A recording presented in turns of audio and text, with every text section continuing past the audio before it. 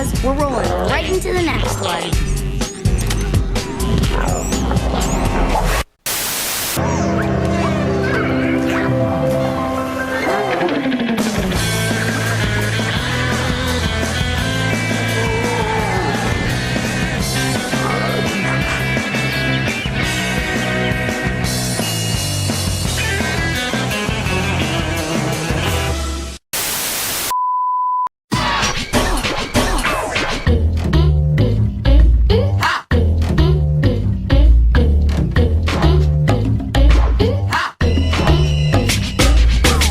Cartoon Network has had several programming blocks throughout its history that all have a unique vibe, but in my mind, there are few more unique than Miguzi. Growing up, I was constantly watching this block because it had exactly what I was into at the time, cartoons and anime, which would make sense because it was produced by Mike Lazo and William Street, the producers of Toonami. Now, for those who don't know, who therefore must live under a rock, Toonami was the primary vessel for anime into the United States, and Miguzi was the weekday replacement in 2004 when Toonami moved to Saturdays. It's essentially Toonami Light, or Toonami's younger sister, essentially filling the same void that Toonami did, but appealing to a more young audience. It's a block that's not quite as iconic as Toonami, but deserves much more respect than it's given and should be brought up way more often. So today, that's what I've decided to do.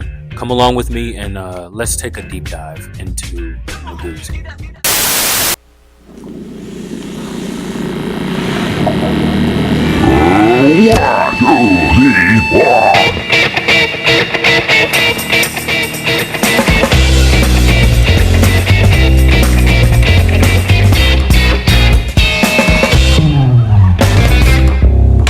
Yeah, that's my song.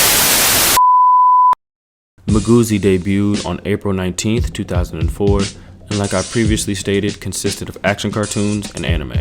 The list goes as follows: Megas XLR, Yu-Gi-Oh! GX, Teen Titans, Codename Kids Next Door, Winx Club, Rave Master, Mucha Lucha, Code Lyoko, Robot Boy, Ben 10, The Life and Times of Juniper Lee, Zatch Bell, Team Galaxy, Totally Spies, Teenage Mutant Ninja Turtles, Transformers, Energon, Crypto the Superdog, Pokemon, One Piece, Static Shock, and Shaolin Showdown.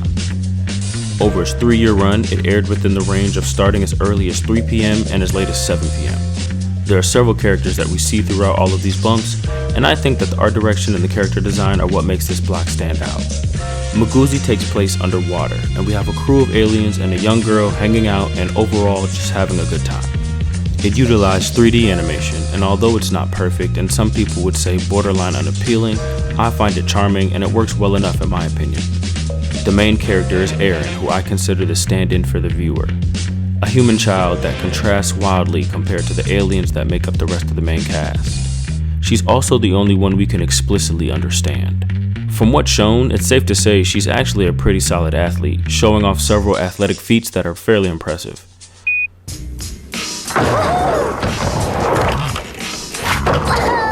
Cinderella dressed in yellow went upstairs to kiss a fella. Made a mistake and kissed a snake. How many doctors did it take?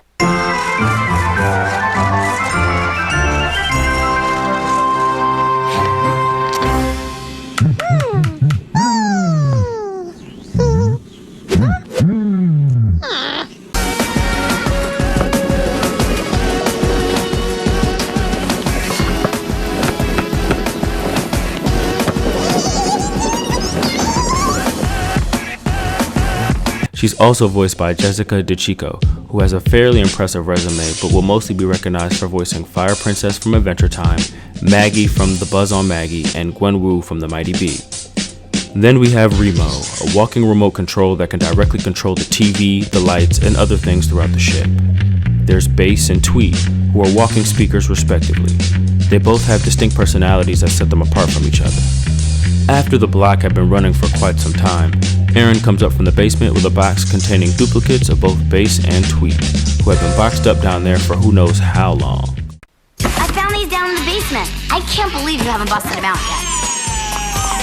There you go. Guys, you gotta get with the times. It's called stereo. Dr. Monitor is just that, a sentient screen that communicates primarily through text. They probably have the fewest interaction of all the characters. Big Stalks looks like the love child of Loudred and Shrek. He's the most dim-witted of the group and tends to playfully bully the rest of the crew because of his size. He also ends up eating or chewing on something, whether intentional or not. Big Stalks, what are you doing? This is the 5th game in a row I've beaten you. Huh? Stalks.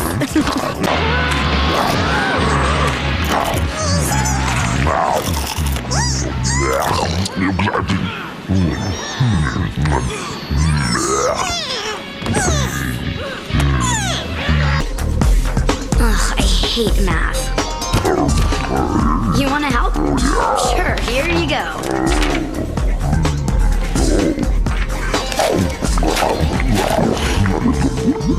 Thanks a lot.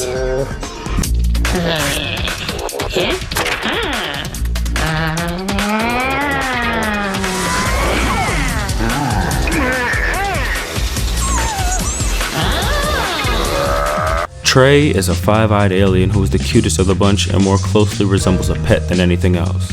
He's also a phenomenal artist. Wow. Very good, Trey. Flip is a 3-eyed alien whose third eye can pop in and out and remain completely functional. He's pretty laid back overall, and he's my favorite out of the bunch despite there's not much to say about him. Curly is another 3-eyed alien that wears what resembles a spacesuit. His defining feature is that his voice is unique yet incredibly obnoxious, drowning out everyone else's on screen. He also has the ability to create heat from inside of his suit. Hey, Curly. How's that popcorn coming?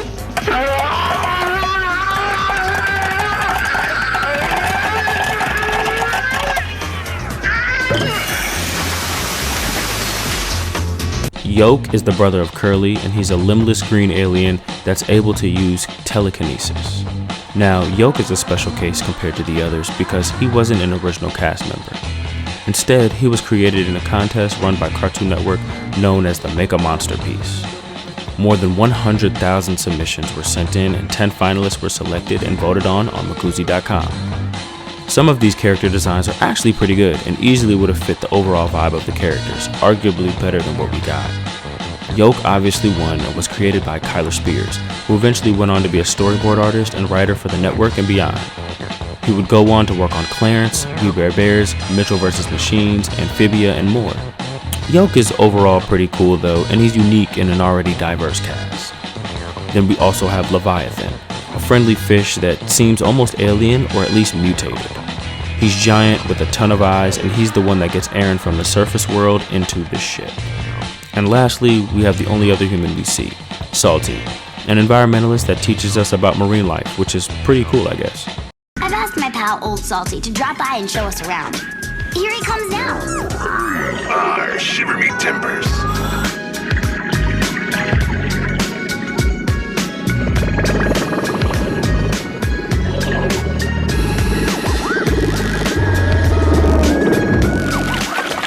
Ahoy, mateys! Hey, Salty, what's shaking? Well, there be lots of creatures in the big blue, large and small, dangerous too. Now let's just be seeing what we have here today. Yo, move it. After a certain point, the bumper switched from 3D to 2D, probably due to how expensive 3D animation could be, especially for the time. But with the stylistic change, Aaron was noticeably absent going forward, outside of reruns or repurposed footage. This change occurred out of nowhere and is never fully explained, and she was replaced going forward with the aliens from the Invaded event. Where I think the characters shine the most is actually in 2D, most notably the promo art that plays at the end of the bumps. I also love taking a look through some of the concept art and assets, providing the deepest look behind the curtain we get in terms of production, at least that I could find.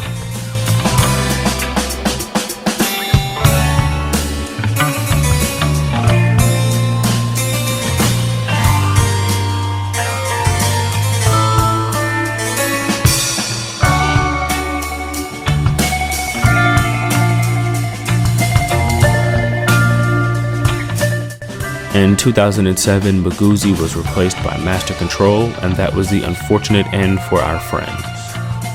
What I love the most about these bumps is the wholesomeness from seeing the interaction between the characters. Even without words outside from Aaron, there's a lot being communicated in each and every one of these.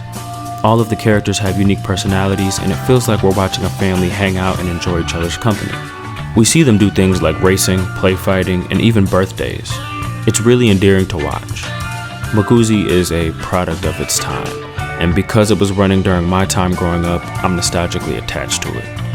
It reminds me of a simpler time, and it has a certain charm about it that will always have me looking back on it fondly. It appealed to the kind of fan I was at the time, really into action cartoons and anime, and although it didn't hit the highs that Toonami did, it certainly did enough in my opinion. Thank you for watching, and please remember to stay nostalgic. The end of the year is near, and the Goozy Gang is ready to celebrate. Because starting Monday, it's new Goozy goodness at a new time. Wowzers! Teen Titans returns to kick things off every weekday at 4. One Piece is new to the Goose at 4:30. There's new episodes of Yu-Gi-Oh! GX at 5, and Code Lyoko at 5:30. New shows, new time, new year, same old Goose. Miguzi in the 06, weekdays from 4 to 6. Sounds like a good time to me! Only on Cartoon Network.